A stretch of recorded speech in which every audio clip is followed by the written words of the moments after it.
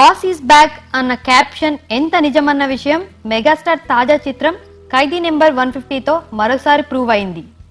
సంక్రాంతి బరిలో దిగిన ఈ మూవీ కలెక్షన్ల సునామీ బాక్సాఫీస్ రికార్డుల్ని బ్రేక్ చేస్తోంది.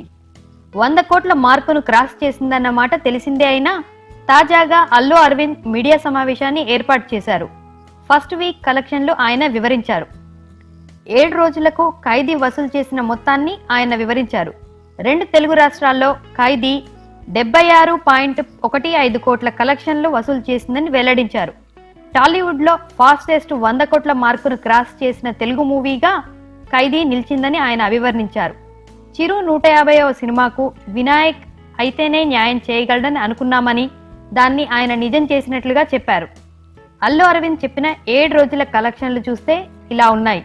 2 తెలుగు రాష్ట్రాల్లో 76.15 కోట్ల రూపాయలు, కర్ణాటక 9 కోట్లు, తమిళనాడు 60 లక్షలు, నార్త్ అమెరికా 17 కోట్లు, రెస్ట్ ఆఫ్ ద వరల్డ్ 3.90 కోట్లు.